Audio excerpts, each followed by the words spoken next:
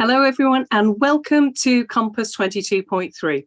So my name is Jo Stanford and I and my team manage the healthcare project and change community. I'm delighted to invite you to another packed day with some fantastic speakers. In our opening session, we have partnered with the Healthcare Financial Management Association to give insights into value and benefits in healthcare.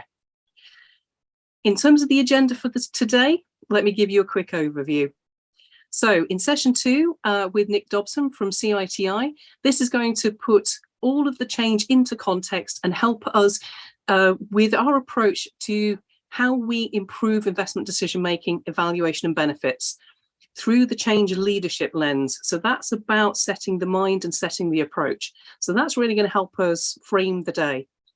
In session 3, we have a short insight session from 2020 on developing knowledge, and that's to support your improvement journey around improving investment decision-making, evaluation and benefits.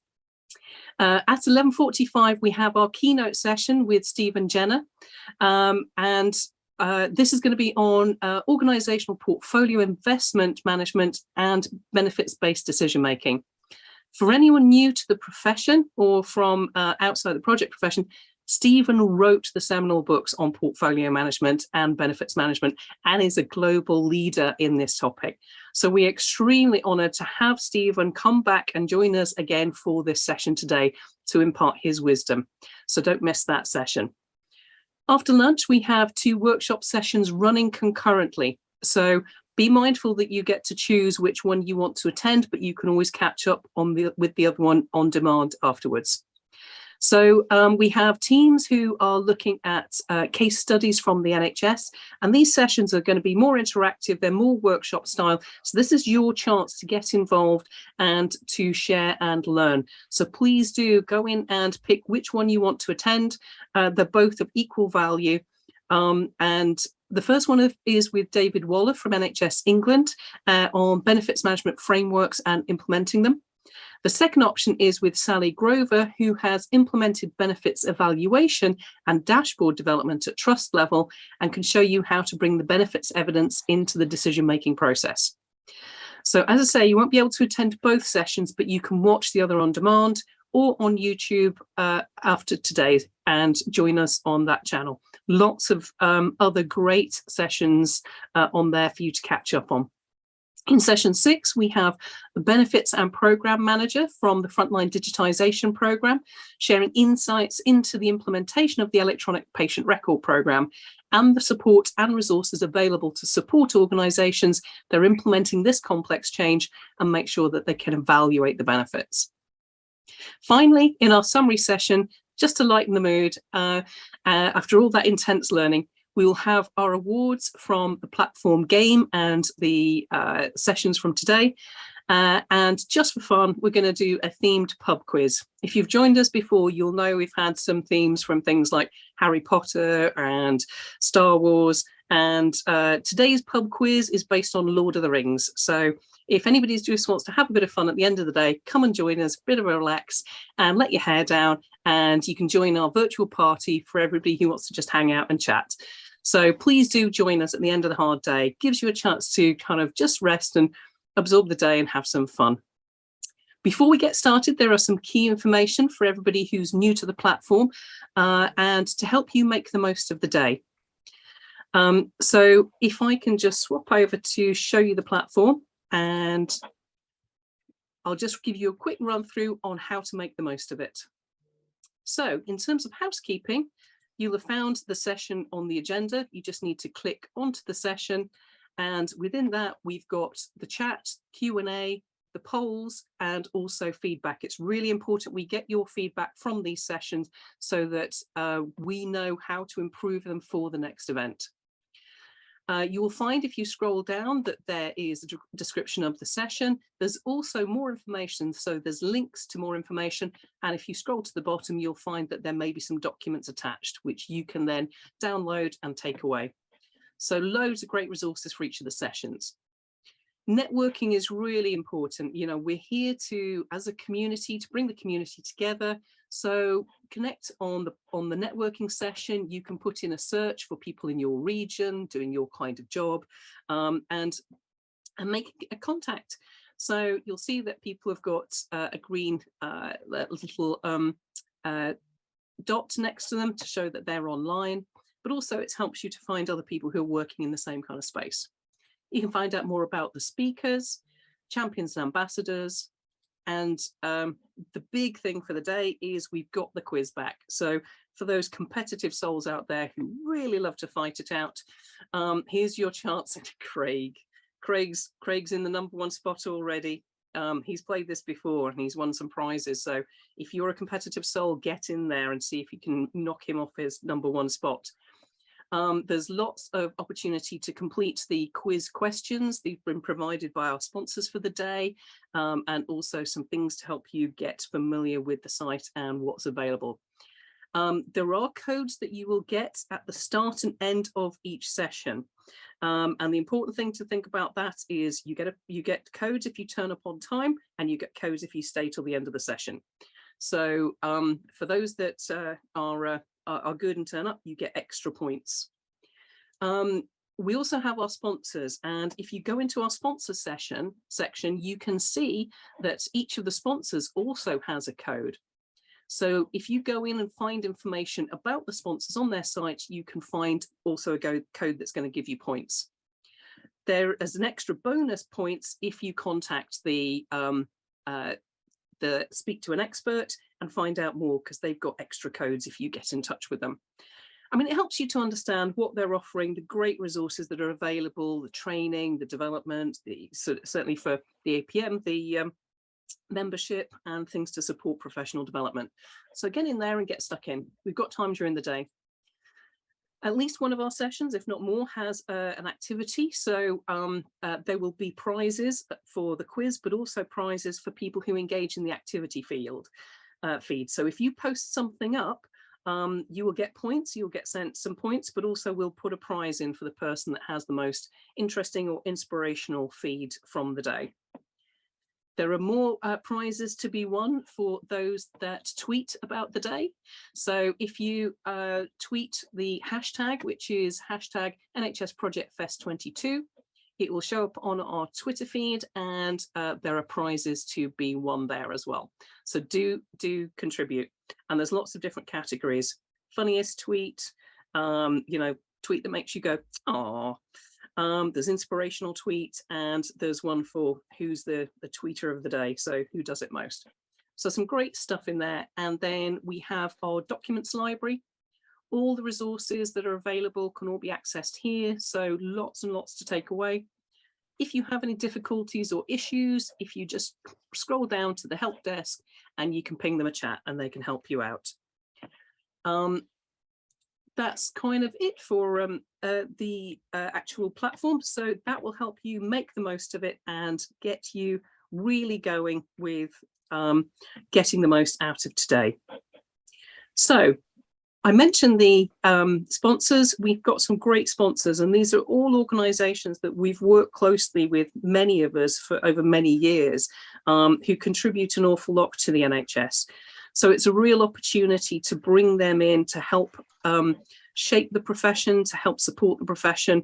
And they've donated some really great prizes to go along with the quizzes today and the different opportunities to win things. So do get involved, and also go and check out their sites and get in touch and find out more about what they're offering. So in addition to our sponsors, anything else to get from the day? So quick checklist: network, introduce yourself, share your knowledge and experience. So I'm going to task you now with putting in the chat who you are, where you work, and what kind of role you do.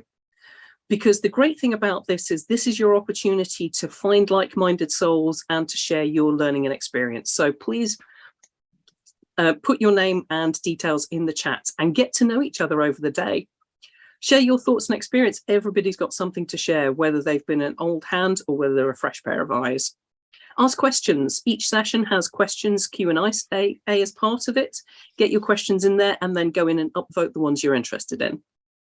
Play the quiz. Lots of prizes on offer. So have some fun, get involved, and enjoy it. Explore the sponsors. And in the end, this is all about learning and sharing and developing. So have fun and make this a day out from the usual day-to-day stuff that really kind of boosts your energy and helps you reconnect with the profession and help you make the most of it. So for anybody that missed the opening start to the session, you might have missed that there was a game code. So this is the only other time you will see it. But basically you need to write down the code and then in the game section, add that code in order to collect the points. But after this session, you will have to turn up on time and stay till the end to see the codes, because those are the only times you'll see them. And no sharing them in the chat. You'll get penalised, anybody that does that. This is fiercely competitive stuff, so no giving away the advantage. Okay, so we have a couple of quick polls as well, because this, for the first time, we've joined in the Healthcare Financial Management Association members and open the invite out to wider. So we've got a poll that if you click on the top right of the side of the presentation screen, you'll see the poll is there. And we just really want to find out who's with us today and where you've come from. And it might be that it's mostly project and change folks, but it's useful to know. So let's see who we've got with us today. So if you go and click on the one that is most relevant to you, I mean, it might be you do more than one profession, but click the one that you would primarily be linked to. And then if you come in under the other category, so you're neither finance nor project nor change, put it in the chat and tell us which sector or which kind of profession you belong to, because it's really great to know. So I'll give you a few seconds to get that there, and then let's have a look and see what we've got. So yes, predominantly project folks so far. We've got some finance folks. Welcome, it's fantastic. Thank you for joining us. That's brilliant. And we've got a number of change people with us as well. That's an area we want to grow and get more people involved. And we've got a couple of others. So yeah, do put your profession in the chat and just let us know where you're from. And fantastic. So if we look then to the next poll, so the next poll then looks at poll number 2. So which sector do you work in? So we've got choice of healthcare, government, charity or not-for-profit, education and training, or private sector. And again, if you're none of those, just let us know in the chat what environment you work in and sort of what brought you to us today. And again, this is just to get an idea of the mix of people that are participating in this so that we can understand who we're engaging with and make sure we make the most of it today. So anyone come back in? So health, social care. Yes, again, we'd expect that to be the majority. We've got some education and training folks here. That's brilliant. Let's have a look. So charity, not-for-profit, it's fantastic. And again, the thing about where we transition now in terms of the Healthcare Project and Change Association, that actually enables us to open it up and be more inclusive. So all of those that contribute to healthcare, so that's those that work for the civil service, work in social care, work in charity and not-for-profit organisations that support the sector to develop, but also the education and training providers and the public sector, private sector, sorry. Everybody contributes to the overall delivery of services, and coming together to share that is going to be a really critical thing in the future, I think. So the majority are health and social care, but we've got a few mixed in, so that's fantastic. Thank you very much. That's good to know. So just a very short word on HPCA and the transition of the profession. So those of you that attended our session in September will know that after many years as a voluntary collaborative under the branding of NHS Project Futures, we have finally got to the point now where we can move it forward into a fully developed and professional association. So the Healthcare Project and Change Association. And I'm very delighted that we've got Mark Knight from HFMA with us today. He's going to be talking a little bit about the HFMA, but really just to say thank you to him and to HFMA for supporting us by hosting us under their organisational umbrella. It's a very generous and supportive thing to do for other professions working in healthcare and really supports the whole. But I'll come to Mark in a minute. I just want to tell you just a little bit about what the HPCA is going to be delivering and how it's going to work in the future. So we're going to retain the brand of NHS Project Futures because we've developed a lot in relation to that and collectively, but it doesn't represent everyone. It doesn't represent the civil service because it's NHS specific. It doesn't represent social care, and it doesn't really represent the kind of UK-wide and wider healthcare support sector. So, but we are going to retain it within NHS England as the identity for the profession in project management in the NHS in England. And this is about the workforce planning and workforce data. As part of the merger, we are designing into the workforce training and education part of the new NHS England, a function around supporting project and change profession, workforce policy, strategy and planning. And that's a really, really big development that we haven't had previously. And this is going to help to solidify the position of the profession in the infrastructure going forward, which is fantastic news. And alongside that, the association is there to support with providing resources, development, training, all the delivery and implementation support to enable the sector to implement it and to work more broadly across different organizations in different fields. So that's where those two things come together and fit together.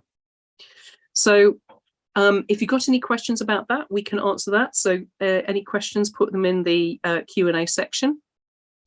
But without further ado, I would like to, one last question. So, sorry, keeping Mark waiting, but one last question.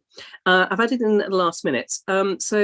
HPCA, we're planning to have our first face-to-face conference day in London.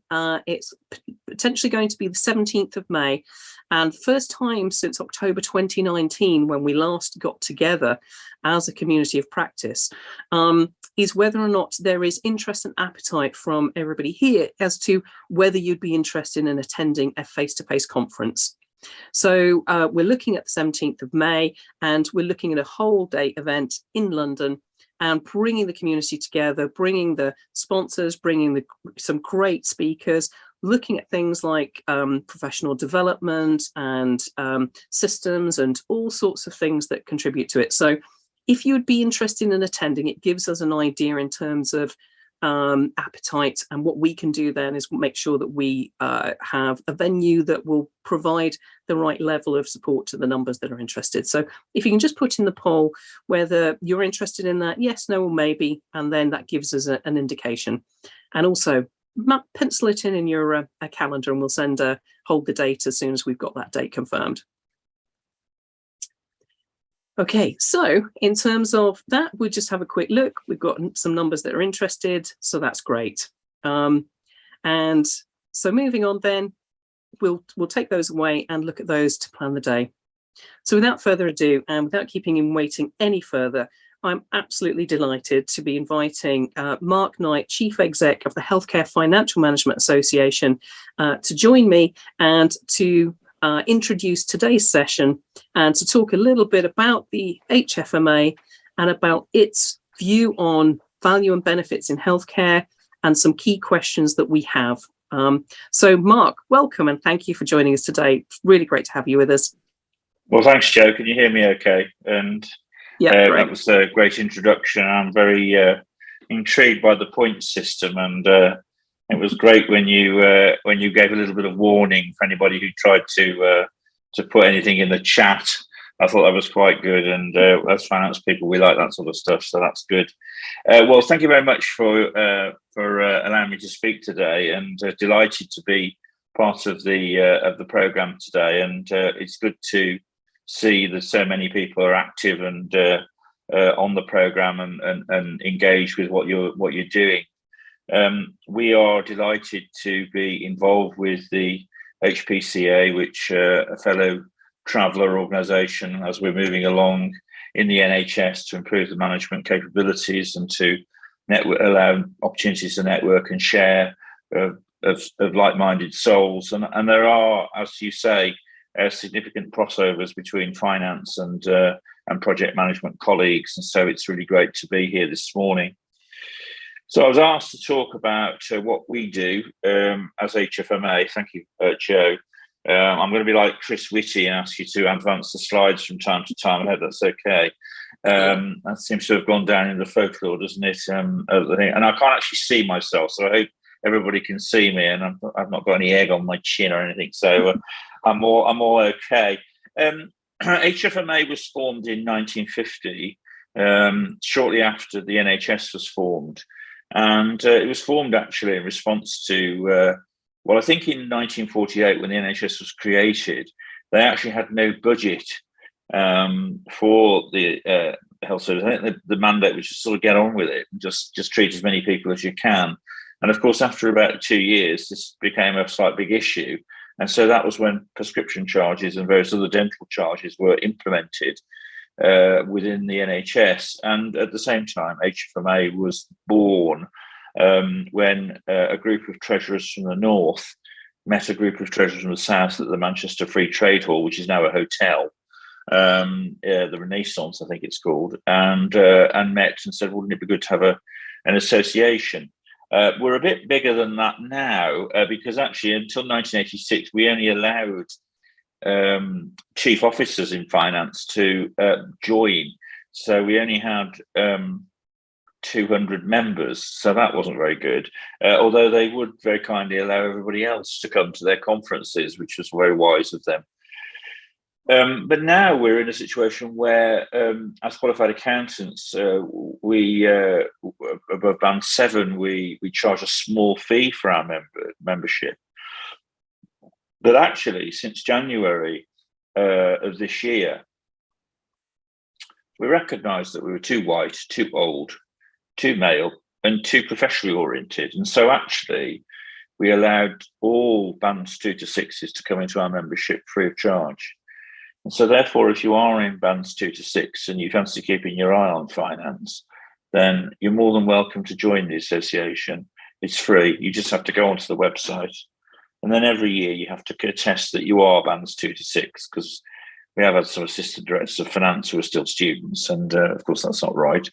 And you can actually receive membership benefits. And there are some benefits to membership, even if you're not in finance. Particularly access to our branch network. We also have a website, a sort of paywall, I think is the best way of describing it, a kind of protected area of our website where you can get products and services from the association that are free. And also you get a regular weekly newsletter on a Friday from the association telling you what's going on. So anybody who's interested in that, I think we can circulate some links after that, can't we, Joe, in terms of doing that. And the association covers all aspects of finance. And obviously finance is really the bedrock of everything, because without money, you can't do anything. So we do tend to operate across the system and in all different networks. And of course, we are also a UK-based association. So we have branches in Northern Ireland, Scotland and Wales, and we have very enthusiastic support. And in fact, our national president, where we have a yearly national president, our national president is currently a chap called Owen Harkin from Northern Trust in Northern Ireland. So we do draw our membership right from across the UK. The sort of things that we do are listed there, and we do lots more of that. But let me just tell you briefly. We run a thing called the Hub, which provides lots of professional development for finance people, and also the Costing for Value Institute. Costing for Value Institute is a group of organisations, about 140 organisations, that focus on costing and value. It's, as it says on the tin. The basis for developing value within healthcare really stems from accurate costing. If you don't understand your costs, then you can't drill down into the real value equation and the triple aim and all those sort of things, because you don't know how much things cost. So that institute does the two things. It focuses a home for costing people who are generally very specialised individuals. And then it looks to showcase that in sort of value equation for the more senior crowd who are capable of were in the position to make those decisions. We run a lot of skills development network programs. We don't run one yet in project management, although I'd like to see that happen. eventually with HPCA involvement in that. I think that would be very good to have a systematic system of training and development for project management professionals, recognizing your unique status and growing number and importance in the healthcare system. And we do have a national events program. We've started the face-to-face programs a little earlier than yourselves, and so we have actually run a few face-to-face. I have to say, not very well attended. We're moving into that space. Local level, very, very well attended. National level, I think it's got to be worth it to go, and it sounds like your May event will be worth it. I'm looking forward to popping into that. And we've got our own annual conference next week. Next week. We've got 700 people coming up to the Hilton Edgware Road. So I think that'll be a great event for us. So the other thing that's of more relevance to us, and again, that's why it'd be good to get yourself on our mailing list, all the technical briefings, guides, and responses to healthcare policy. Now, some of the stuff we do is very dry, very accounting oriented, and you might not want to dip into that. FRS 16, I mean, they are quite things about leasing, for example, which is a big change that's happening in accounting. They probably aren't things that you necessarily would want to look at as project management professionals. But there are lots of other things that we do which might be of interest to you. On the education side, we do have a lot to offer and a lot of free stuff to offer, which you might be interested in. So we do a master's level qualification in healthcare business and finance.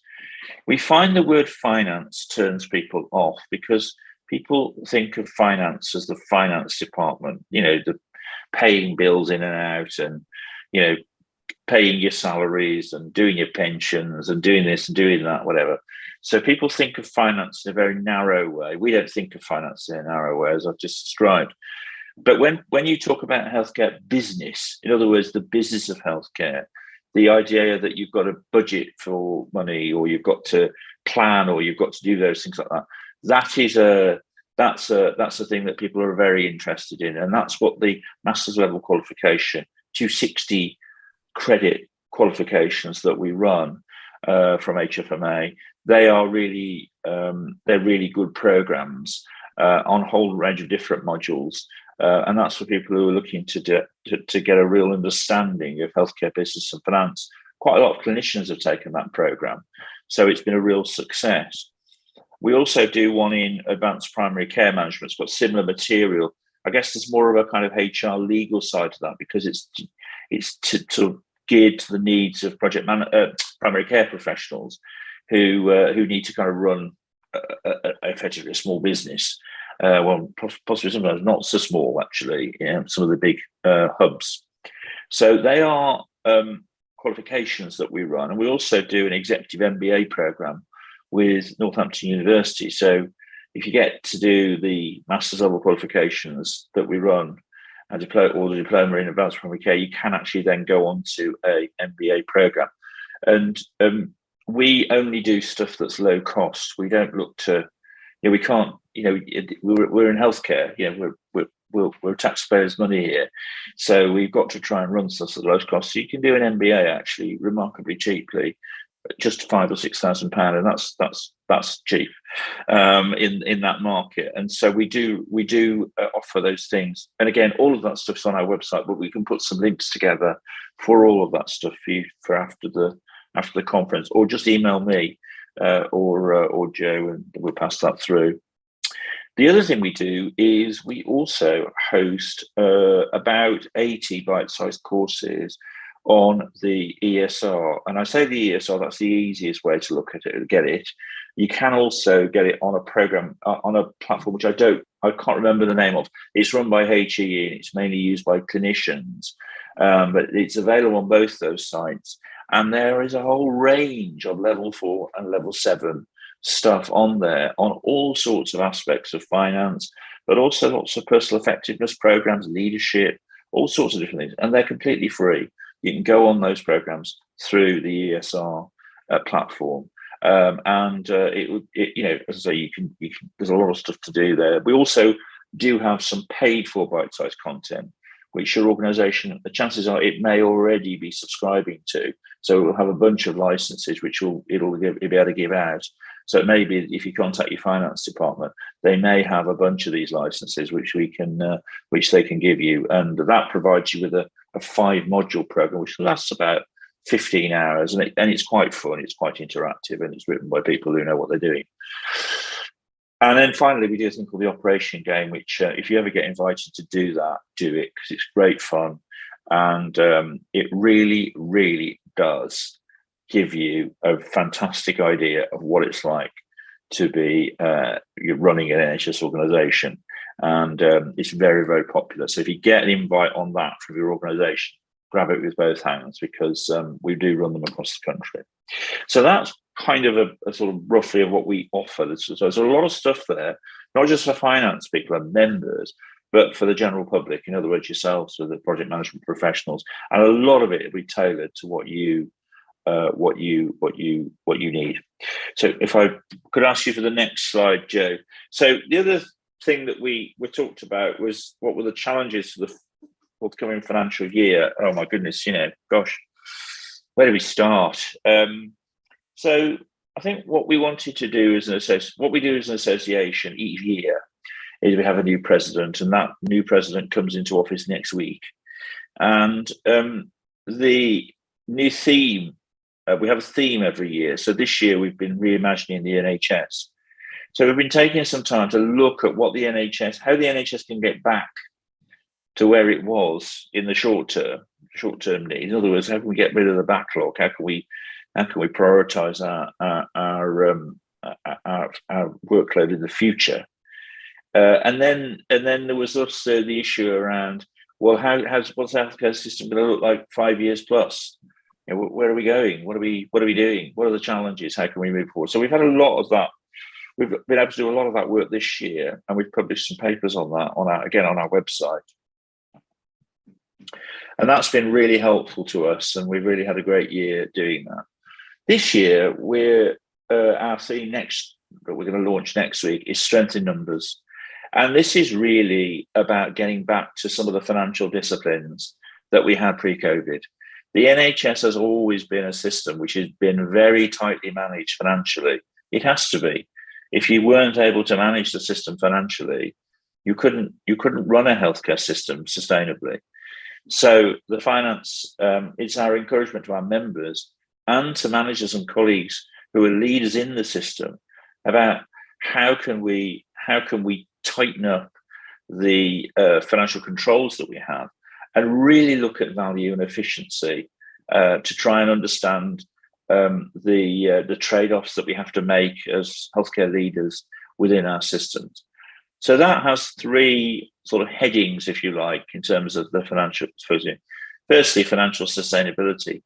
I mean, you'd have to be on the moon to think that we were all happy and there was no problems with finances. I mean, you'd have to be mad to think that. Of course, there are problems with finances, and of course, we've got financial challenges. Although, actually, this year, I think there's a degree of protection from balance sheets because balance sheets are quite full. Next year, I think, will be the very difficult year for us from April onwards. But it's asserting financial control, achieving financial balance, and looking at those financial pressures that are really, really important to us: workforce capacity, inflation, all that sort of stuff that's on the slide. Just an interesting side note: I came back from HFMA Australia on Saturday. I can't remember what day it is. So if I fall asleep in the middle of the session, please forgive me, but I'm still got a bit jet lag.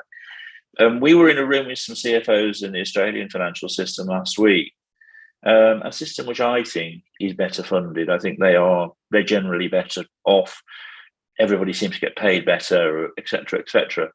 But the same, if you'd have taken the acronyms away and also the accents, and if you actually just sat there and listened, the financial challenges, the different problems that they have are the same as ours. It's exactly the same. Workforce capacity, inflation. They've got 10% inflation. Their COVID levels are higher than ours. There's all sorts of cost pressures. It's across the private sector and the public sector. So let's not think we're alone. We're not alone. There's all sorts of problems all across the world, but we need to try and identify how we can help our own system move forward. And then the second thing is the value and efficiency challenges I just mentioned. And as it says on there, your skills are very valuable in that area, because the amount of efficiency and value you can derive by really good project management skills it must be enormous. There must be some work have been done on that somewhere over the years to establish that. I know myself, when we've had projects that we've run in the association, when I've said, and forgive me, I've said, "Oh, has anybody got one of them charts with all those, kind of lines on them?" What I actually mean is somebody actually controlling this who knows all about value and efficiency. And I think this is a major area where you can be of a real assistance to organizations with really good project management skills. And then system working. One of the things that we're really keen on in HFMA is that all our boards and committees, all the structures that we run, are all around system. They're all around integration. They're all around bringing local authority colleagues in with us. They're all around working together. And of course, that's a new mindset. It's going to take some time to actually get that bedded in, so that we're actually, we're working in that way all the time. And it's going to take. It's not going to be party. We've had the internal market since 1991 in England. That's a whole. I mean, I think I only just started to work, in 1991. I probably could have tried to kid you that I'd actually been at school or something, but I wasn't. I was working in 1991, but it's a long time ago. It's 30 years ago. 30 years ago.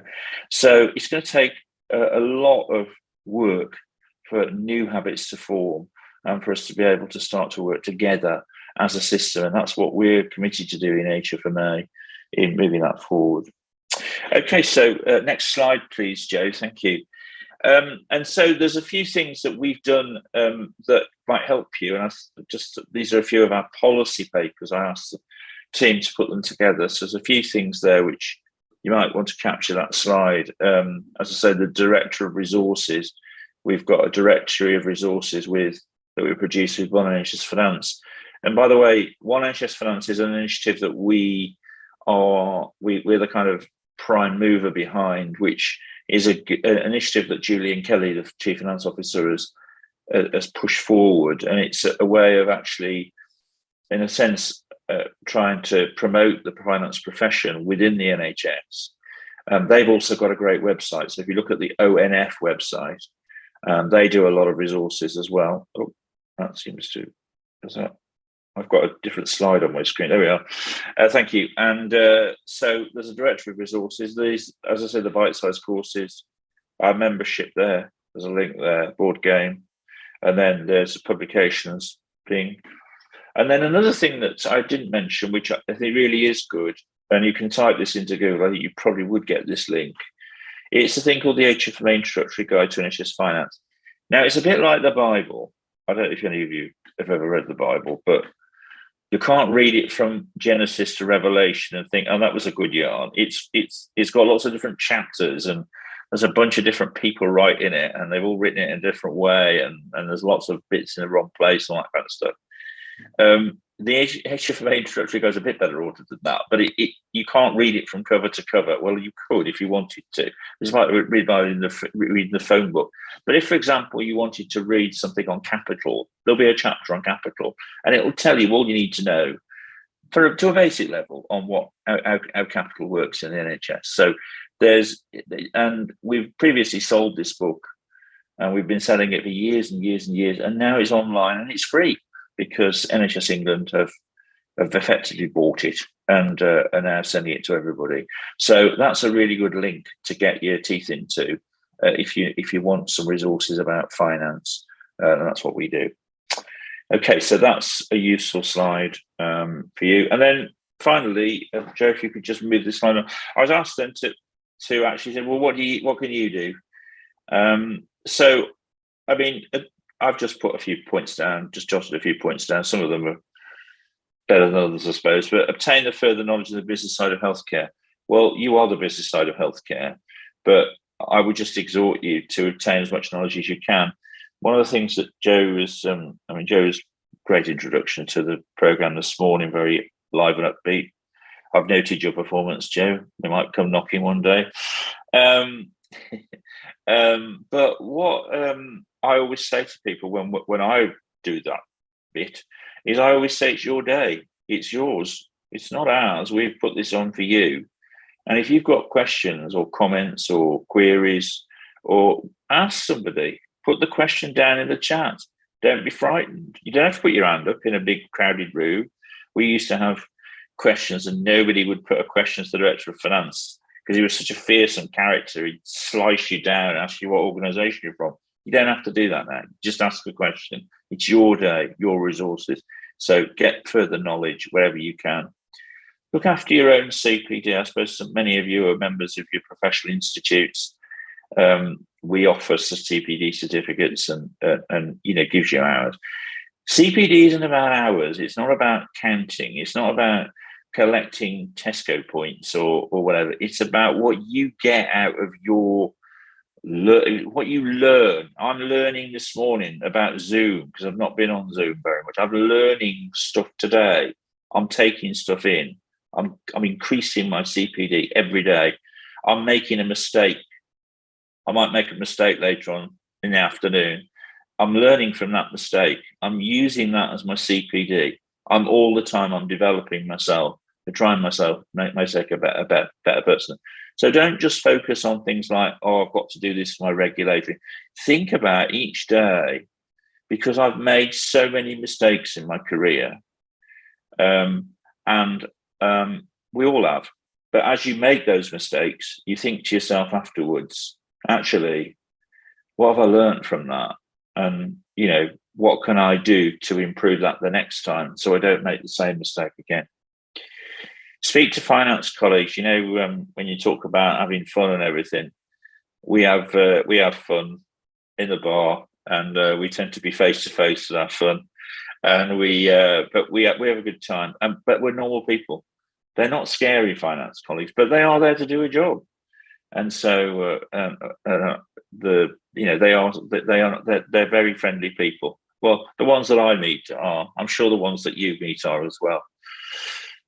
Use data to drive better decision making. That's a bit random. I'll just put that in. But again, we're all the time looking to try and develop good decision making within our organisations, and we're here to help you make those decisions. And remember, we're in a tax-funded healthcare system. I always say that to our people, but I think the key thing is it's all around value. What value can we generate for those pounds? How can we take that seed investment and really make it work for our populations? So I think in terms of I think that's probably me, Jo. In terms of what we're doing, we have some big priorities in the association. We've got a 3-year strategy called Picking Up the Pace on our website, where we're very committed to things like the EDI agenda. We wanted this integration agenda. We're developing a better platform for our e-learning and also for our website. And we're very, very committed to environmental sustainability and really understanding our role as professionals, as a healthcare system within society, because we must be up there with the biggest polluters, I would have thought.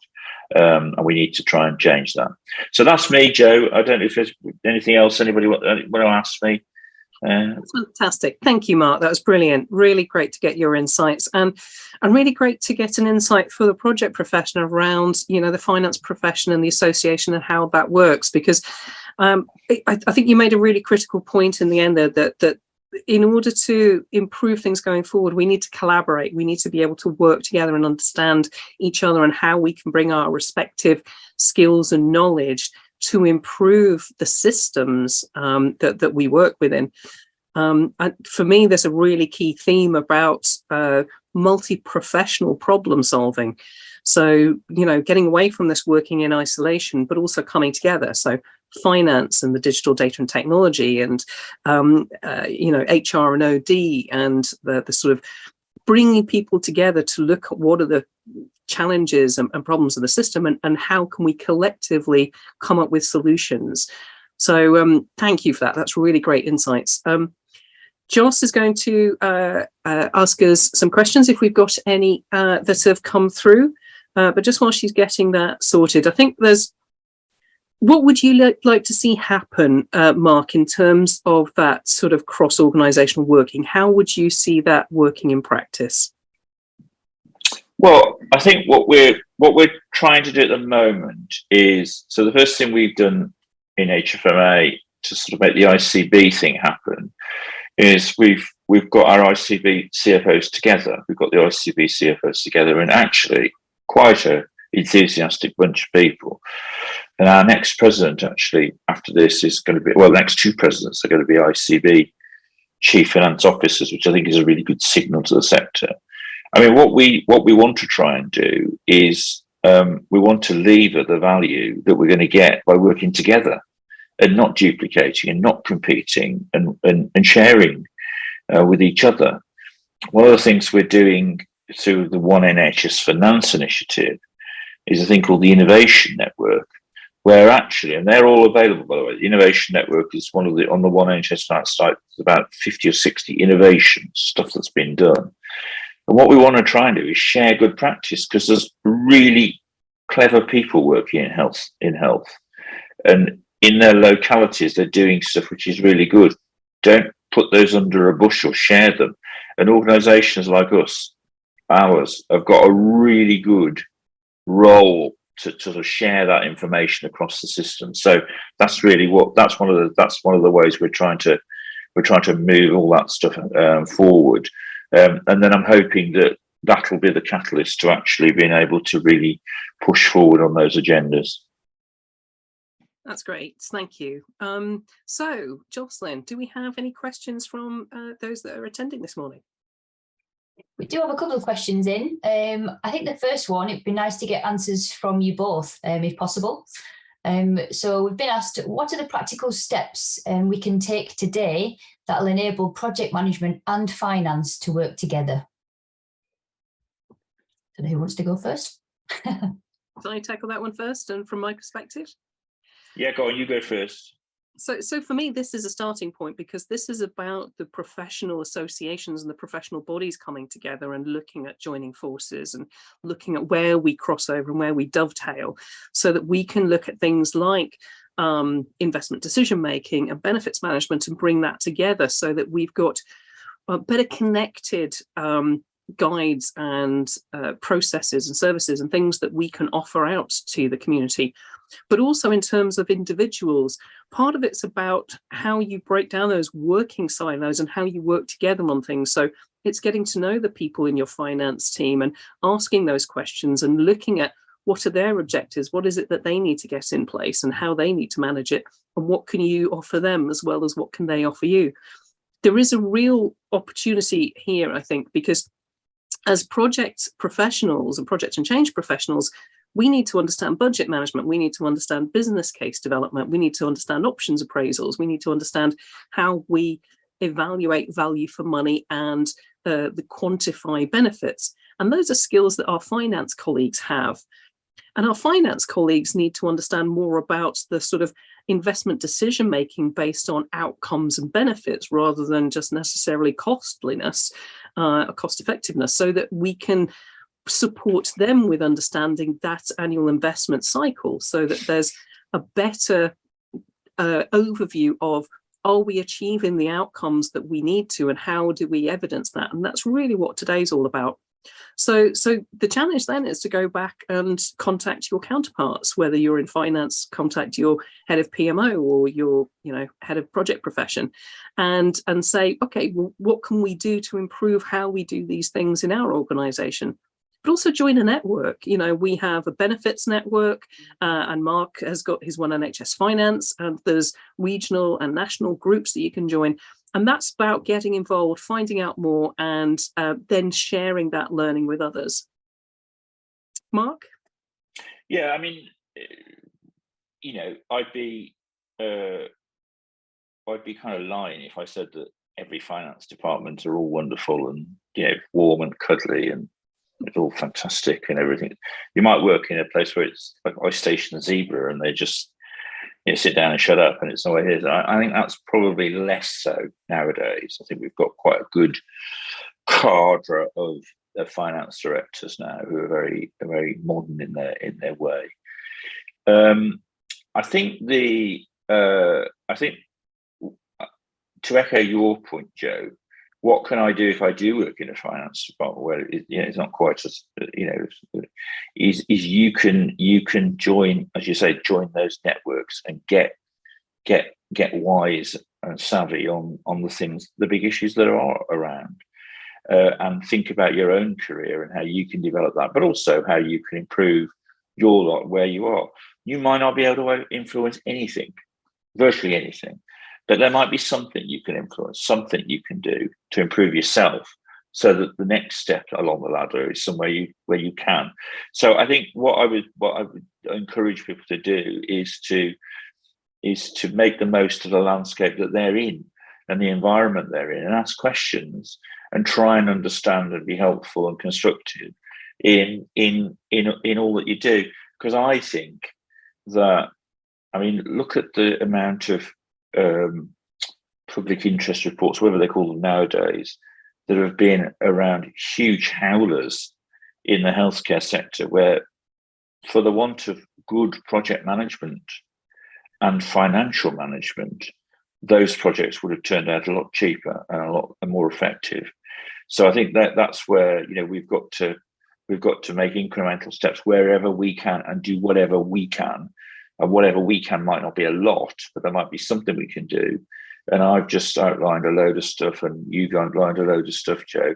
But actually, if you go online this afternoon and you can click onto a few links, and you're already one step further than where you were this morning.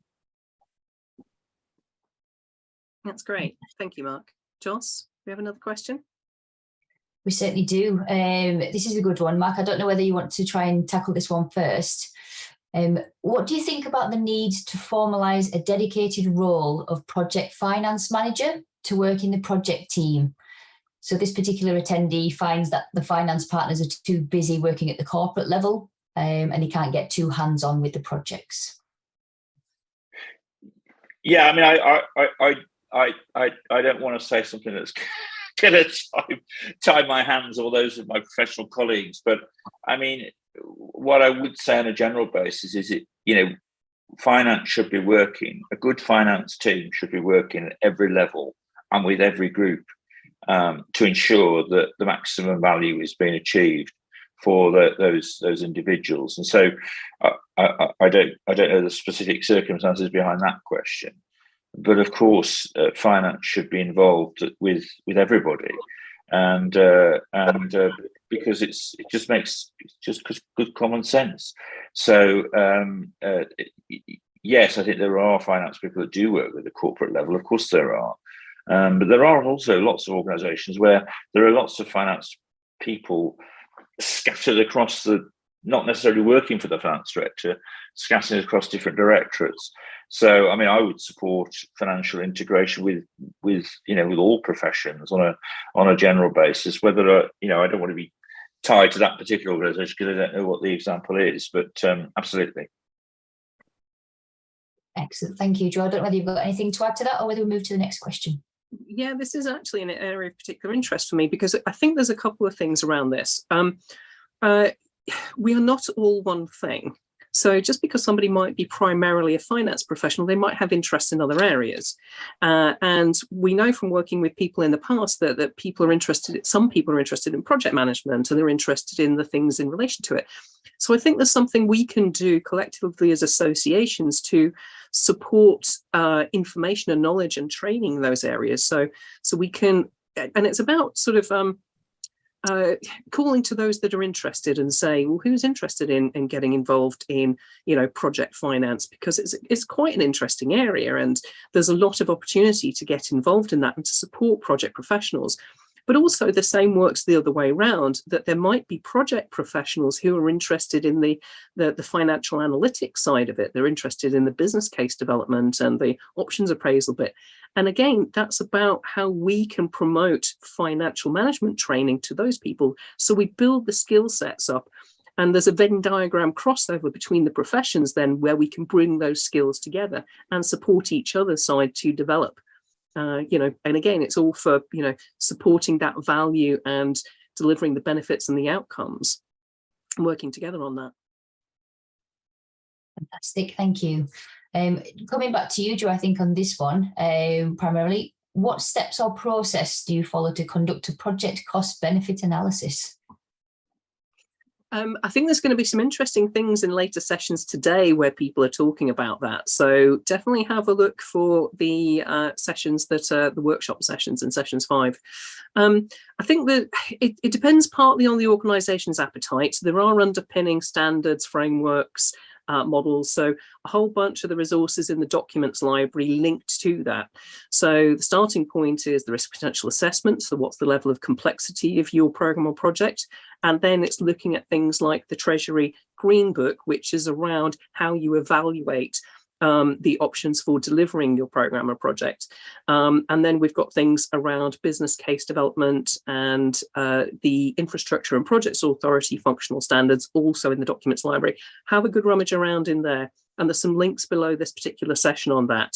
If people want, it's partly around complexity and scale. So when you're looking at any particular project, how complex is and how big is it, and how risky, because that's going to determine the approach that you take and the level of complexity with which you do that evaluation.